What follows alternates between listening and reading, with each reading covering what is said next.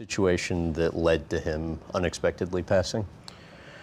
The situation was, so he used to do online share trading, and that was something that became quite a big thing back then when in 2006 when he started doing it.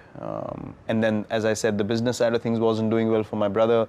The house was on rent, and then his online share trading account suddenly crashed. So one transaction went really bad, and all the transactions that he'd done before that and whatever he had accumulated sort of went down in a go. So he really the amount of stress it brought onto him mentally was huge. So he had a stroke. He had a clot form in his brain.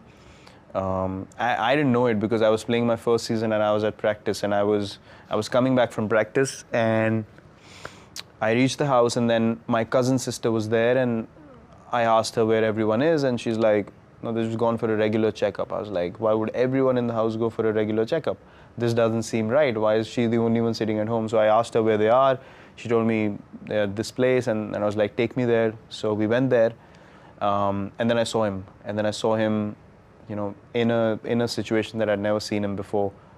And what was the situation? Because it was a stroke in the brain, he wasn't able to react in the normal manner. His body was moving in a funny way, and he was not able to figure out where he is, like the way he looked at people as well. It was like he lost total sense of what's going on.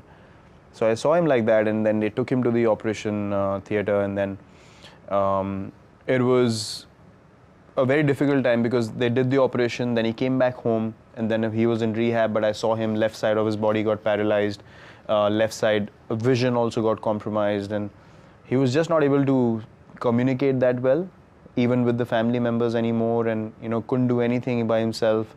People had to pick him up and take him to the toilet, and there he was, a self-made man. He would just, in the house, if something went wrong, he wouldn't call anyone. He would just open the socket, the electric socket, and just start fixing things himself. So he was that self-made, and he wasn't dependent on anyone. So for a person like that to go through that, he couldn't handle it after a while, and then eventually after a couple of weeks of rehab, he got a cardiac arrest. And you were there? I was batting night. Actually. I was playing a game, and we were playing one of these 4-day games, which used to happen at the first class level, and I was supposed to resume batting the next day. And this happened around 2:30 or 3 in the morning, and we all woke up and we had no idea what to do, and he was gone by the time we woke up, and I literally saw him take his last breath in front of me.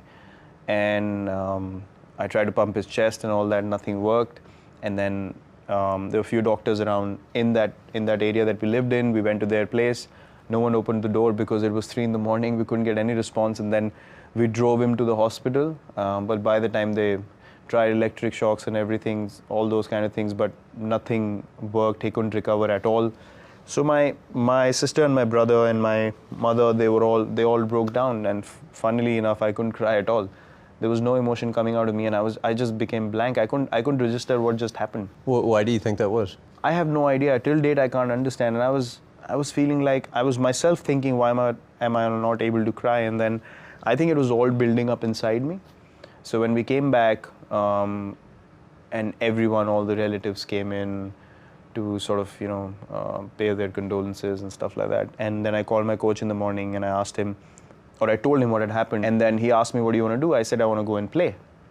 So he said, are you sure? And I was like... Because you had a game that day. Yeah, and for me, leaving a cricket match was something which was not acceptable, regardless of what happened in life. Not going to a match was not an option I ever had, or I couldn't register that option in my mind. So I said, I'm going to go. And he said, okay, if that's your decision, go ahead. So I left the house. I hadn't cried at all, nothing, no emotion. And my family was actually feeling a bit nervous looking at me because I was showing no emotion, and everyone was like, crying, and they were emotional. And then I went to the game, and I picked up a friend of mine again, and I told him what had happened. He thought I was joking. He didn't believe me.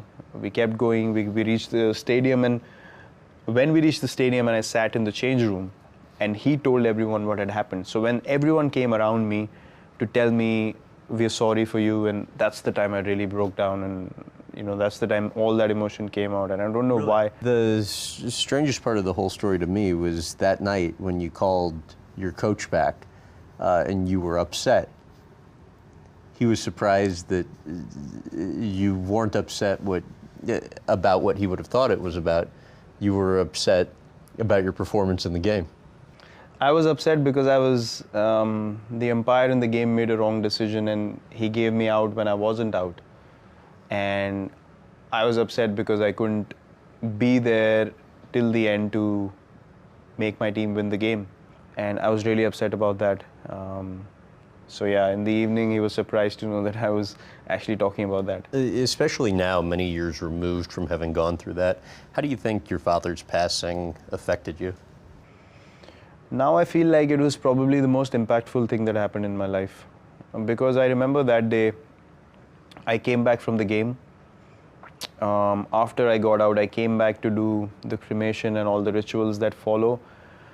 And I remember telling my brother specifically that I am going to play for my country, and I am going to play this game at the highest level, and there's nothing else in life that can distract me anymore. Because it was my father's vision as well. He wanted me to, play at the highest level, and he was really, really keen on me playing at the highest level as well. So I remember making that promise to my brother, and then everything in life became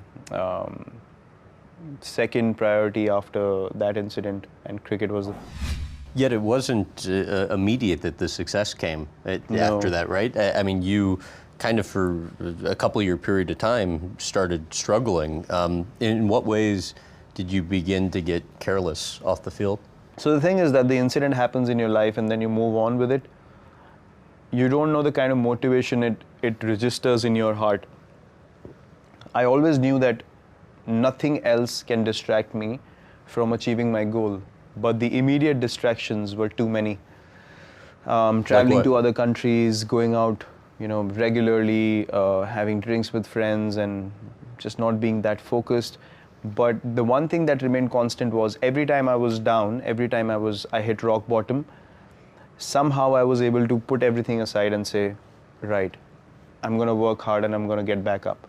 So it's not like I made a promise that I'm never going to fall down. Obviously I was going to fall down. That's life. That is always going to happen in sport and life. But the ability to come back again and again made me realize that that incident was the one incident that helped me become mentally so strong that I could, even if I was distracted, because I'm human, I will make mistakes,